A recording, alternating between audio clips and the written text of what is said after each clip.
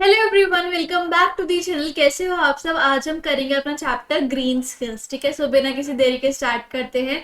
और एक बार आप डिस्क्रिप्शन बॉक्स चेक कर लेना, क्योंकि वहाँ पे मैंने आपको टेलीग्राम की लिंक दी हुई है। ये जितने भी नोट्स है, इंपॉर्टेंट क्वेश्चन है, प्रीवियस ईयर है, सैम्पल पेपर है, बुक्स की पीडीएफ है, इंपॉर्टेंट नोट्स हैं और भी बहुत सारा स्टडी मटेरियल वहाँ पे आपको फ्री में डाउनलोड करने को मिल जाएगा। सो जल्दी से ज्वाइन कर लो।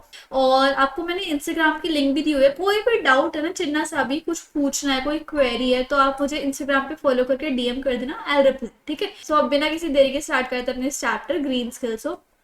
बहुत प्यारा सा चिन्ना सा छोटा सा चैप्टर है, बचपन से ही पढ़ते आ रहे हैं, जिसमें हमें दो सेशंस पढ़ना है। पहला है एनवायरनमेंट और सोसाइटी के बारे में, दूसरा है अर्थ रोल इन सस्टेनेबल, कि हमारा क्या रोल है सस्टेनेबल डेवलपमेंट में। तो सबसे पहले स्टार्ट करते हैं सेशन नंबर 1 से, सोसाइटी एंड एनवायरनमेंट से। जैसे कि हम देखते जा रहे हैं, सालों से इकोनॉमिक डेवलपमेंट होती जा रही है, मतलब इकोनॉमिक बढ़ोतरी, बिल्डिंग्स बन रही है, ब्रिजेस बन रहे हैं, और भी शॉप्स बन रही है, रोड्स वगैरह बन रहे हैं। ठीक है, इससे क्या होता है, हमारे इन्वायरमेंट को बहुत ज्यादा पॉल्यूशन फैलता है। जैसे कि एग्जाम्पल दिया हुआ है, हमने एग्रीकल्चर में बहुत सारे इनपुट लेने के लिए, बहुत सारी क्रॉप्स उगाने के लिए हमने काफी सारी चीजों का आविष्कार किया, जैसे फर्टिलाइजर, पेस्टिसाइड्स और हाइब्रिड क्रॉप्स का सिस्टम किया, ताकि हमें ज्यादा अनाज मिल जाए। लेकिन इससे क्या है, हमारी सॉइल और जो हमारे इन्वायरमेंट है वो डिस्ट्रॉय होता जा रहा है, सॉइल की फर्टिलिटी कम होती जा रही है बिकॉज ऑफ केमिकल्स। ठीक है, इसलिए हमें प्लान करना चाहिए कि हम रिसोर्सेज का जो यूज है वो इस तरीके से करें, सस्टेनेबल तरीके से करें, ताकि हमारी जो आज की भी नीड्स है और हमारी जो फ्यूचर जनरेशन की नीड्स है वो एक अच्छा इन्वायरमेंट को एंजॉय कर सके और उनके पास रिसोर्सेज भी बच जाए यूज करने के लिए। ठीक है, आपके लिए खुशखबरी है, नून प्लस आपके लिए एक कोर्स लेके आया है, लेवल अप, जिसका नाम है स्पेशली क्लास 10th के स्टूडेंट्स के लिए। इसमें आपको 5 कोर्सेज मिलेंगे, like physics, chemistry, maths, biology, English, वो भी सिर्फ 800 रुपए पर मंथ। पहले ये कोर्स 1024 रुपीज का था, लेकिन अगर आप मेरा कूपन कोड यूज करोगे तो आपको 22% ऑफ होके 800 पर मंथ का पड़ेगा। ठीक है, और इसमें आपको बहुत सारे टीचर्स, जो इंडिया के टॉप टीचर्स है, वो पढ़ाएंगे सिर्फ 800 रुपीज पर मंथ में। इसमें आपको क्या क्या फीचर्स मिलेंगे, जैसे कि premium notes, previous year question, mock test, mentor support, practice test, interactive live class, India के टॉप टीचर्स होंगे, unlimited doubt clearing, mic access आपको मिलेगा, और सोशल लर्निंग भी होगी इसमें। ठीक है, और फीचर्स क्या है, जैसे आप मेरी प्रोफाइल फोटो पे क्लिक करोगे तो आप मेरे बहुत सारे कोर्सेज देख सकते हो। उनको ज्वाइन जैसे आप करोगे पे करके, तो you will get joined and enrolled in that course, और उसके बाद हम अपनी लाइव इंटरेक्शन स्टार्ट कर सकते हैं। और इस कोर्स में आपको बहुत अच्छा एक्सपीरियंस रहने वाला है। आज ही ज्वाइन कीजिए नून प्लस का लेवल अप वाला कोर्स, जो कि डिस्क्रिप्शन बॉक्स में आपको लिंक मिल जाएगी। अब सस्टेनेबल डेवलपमेंट होती क्या है भाई? सस्टेनेबल डेवलपमेंट इस तरीके की डेवलपमेंट होती है, इस तरीके की बढ़ोतरी होती है कि भाई आज के ज़माने की जो जनरेशन है उनकी ज़रूरतें तो पूरी हो ही जाए, और जो हमारी आने वाली जनरेशन है उनके लिए भी रिसोर्सेज बच जाए, वो भी आराम से यूज़ कर सके। तो हमें अपने साधनों को या फिर रिसोर्सेज को इस तरीके से यूज़ करना चाहिए ताकि वो वेस्ट भी ना हो और हमारी जो नीड है वो फुलफिल भी हो जाए। इस तरीके से हमें किसी भी चीज़ की वेस्टेज नहीं करनी चाहिए। So that is known as sustainable development. ठीक है, और देखो सस्टेनेबल डेवलपमेंट की क्या इंपॉर्टेंस है वो देख लेते हैं। भाई ये सस्टेनेबल डेवलपमेंट का तो पहले मैंने आपको बता ही दिया कि मतलब क्या होता है। ये एक ऐसी डेवलपमेंट है जो कि प्रेजेंट की नीड्स को मीट करती करती है, साथ ही साथ फ्यूचर जनरेशन के लिए भी वो रिसोर्सेज लीव करना चाहते हैं। ठीक है, ये जो डेफिनेशन है वो किसने दी थी? World commission on environment and development ने 1987 में। जैसे कि फॉर एग्जाम्पल अब हमें दिख गया कि भाई एग्रीकल्चर में क्रॉप्स ज्यादा पाने के लिए हमने फर्टिलाइजर्स लेके आए, हम पेस्टिसाइड्स लेके आए, हाइब्रिड क्रॉप सिस्टम लेके आए, लेकिन उससे हमारी जो सॉइल की फर्टिलिटी है वो कम हो रही है, ये देखा हमने। फिर हमने इस प्रॉब्लम का टैकल किया कैसे? सस्टेनेबल एग्रीकल्चर, जो कि एनवायरमेंट फ्रेंडली मेथड्स को एडॉप्ट करे, ऐसी फार्मिंग लेके आए। तो हमने क्या किया, एग्रीकल्चर प्रोडक्शन, एग्रीकल्चर क्रॉप्स का प्रोडक्शन और लाइफ स्टॉक का कुछ इस तरीके से हमने समाधान निकाला ताकि हमारे नेचुरल सिस्टम या फिर हमारे एनवायरमेंट को और ह्यूमन को कोई भी डैमेज ना पहुंचे। ठीक है, इसमें क्या होता है, पहले तो हम केमिकल्स यूज करते थे ज्यादा से ज्यादा क्रॉप्स उगाने के लिए, लेकिन उससे सॉइल की फर्टिलिटी कम हो गई है ना। तो इससे क्या होता है, अब केमिकल्स यूज नहीं किए जाते, जिससे कि सॉइल की जो फर्टिलिटी है वो बरकरार रखती है और वाटर और बायोडाइवर्सिटी भी सेफ रहती है। तो हमने क्या करना स्टार्ट कर दिया, हमने ऑर्गेनिक फार्मिंग करनी स्टार्ट कर दी। ठीक है, यही चीज होती है सस्टेनेबल डेवलपमेंट। ओके, और देख लेते हैं, लेकिन सस्टेनेबल डेवलपमेंट में भी कुछ प्रॉब्लम्स आती है। अब कैसी कैसी प्रॉब्लम्स आती है, जैसे कि पहले है फूड की। the amount of rich fertile land needed to grow crops such as wheat, rice etcetera. अगर हमें अपनी सॉइल को फर्टाइल रखना है तो हमें कुछ ना कुछ क्रॉप्स उगाते रहना चाहिए, जैसे कि वीट और राइस, ठीक है।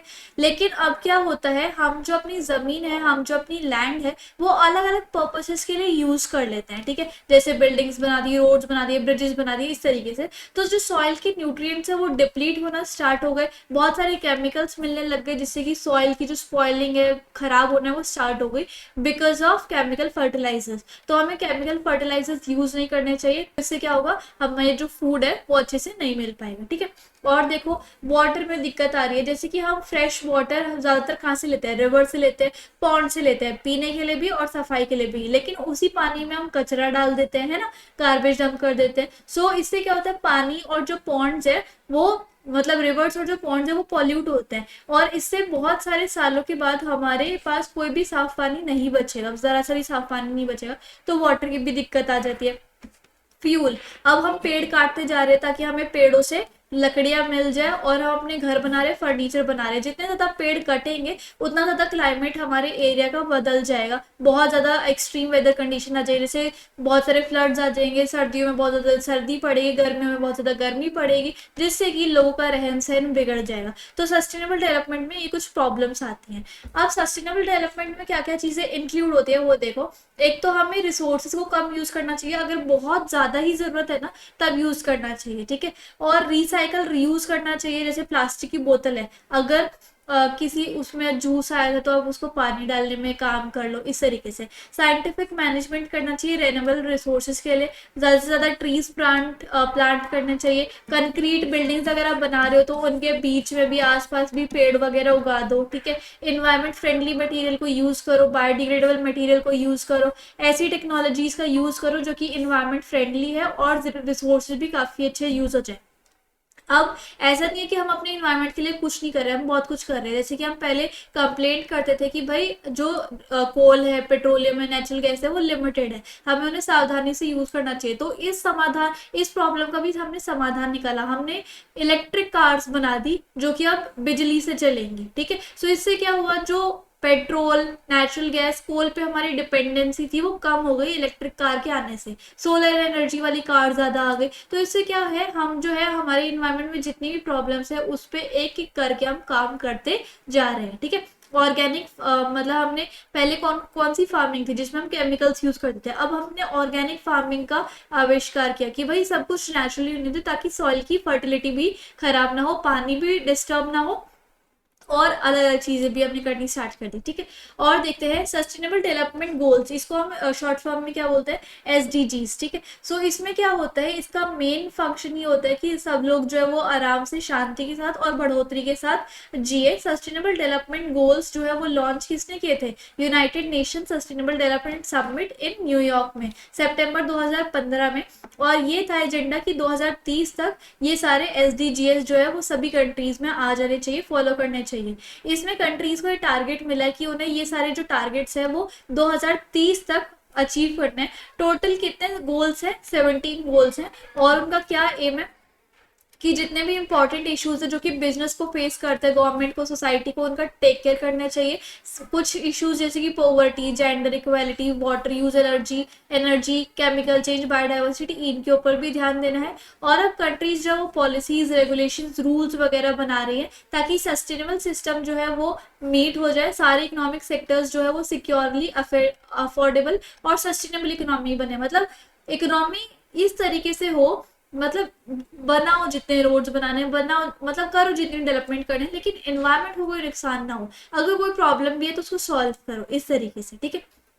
और देखो सस्टेनेबल डेवलपमेंट इनिशिएटिव्स में क्या है, अब जैसे प्लास्टिक बैन कर दिए गए थे म्युनिसिपल कॉर्पोरेशन ऑफ मैंगलोर ने, तो एक इनोवेटर और एक एंटरप्रेन्योर है मिस्टर अवस्थ हेज, उन्होंने एक इको फ्रेंडली अल्टरनेटिव को अपनाया। उन्होंने 100% बायोडिग्रेडेबल बैग बनाया प्लास्टिक बैग की जगह, जो कि हॉट वाटर में डिजोल्व भी हो जाता है और नेचुरल इन्वायरमेंट में डिकम्पोज भी होता है। आज वो बहुत सारी कंट्रीज में यूज हो रहा है और इन्वायरमेंट को हेल्प करता है। एक और इनोवेटर का आइडिया है जिन्होंने प्लास्टिक स्पून, फॉक्स वगैरह को स्टॉप करना, यूज को इस्तेमाल जब वो करना स्टॉप कर दिया, उनका नाम क्या है, नारायणा पीसापते, ठीक है। उन्होंने एक बहुत अच्छी सी कटलरी बनाई जो कि एक धान्य से बनी हुई है, ग्रेन से बनी हुई है, और जिसमें स्पून जो होती है उसको आप खा भी सकते हो, और अगर नहीं खानी तो इजीली डिकम्पोज भी हो जाएंगी और सॉइल जो है वो से एनरिच भी हो जाएगी। तो ऐसे ऐसे जो इनोवेटर्स है वो इन्वायरमेंट को सेव भी हो जाएंगे और हमारी प्रॉब्लम्स का समाधान भी निकल जाएगा, हमारे पास ऑल्टरनेटिव भी आ जाएंगे, ठीक है।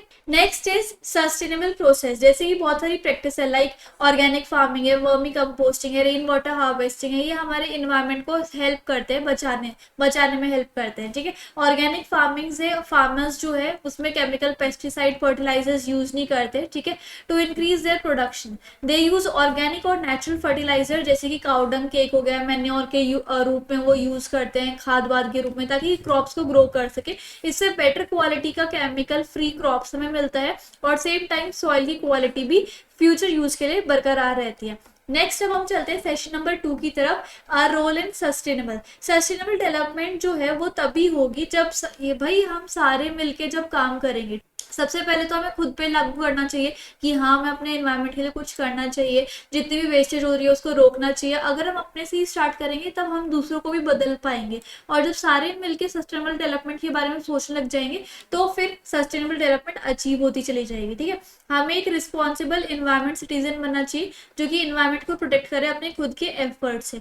कुछ बेसिक तरीके हैं जिससे कि लोग बाग सस्टेनेबल डेवलपमेंट गोल्स को अचीव कर सकते हैं, जैसे कि क्वालिटी एजुकेशन। अभी मैं आपको एजुकेट कर रही हूँ, कल को आप आगे जाके एजुकेट करोगे तो इससे क्या होगा, हम सब लोग अवेयर हो जाएंगे, हमें पता चल जाएगा कि हमें अपने इन्वायरमेंट के साथ कैसे सलूक करना चाहिए, कैसे बिहेव करना चाहिए, ठीक है। तो इससे क्या होगा, एजुकेशन से हम जो है रिस्पॉन्सिबल सिटीजन बना पाएंगे और खुद भी बन पाएंगे, दूसरों को भी बना पाएंगे।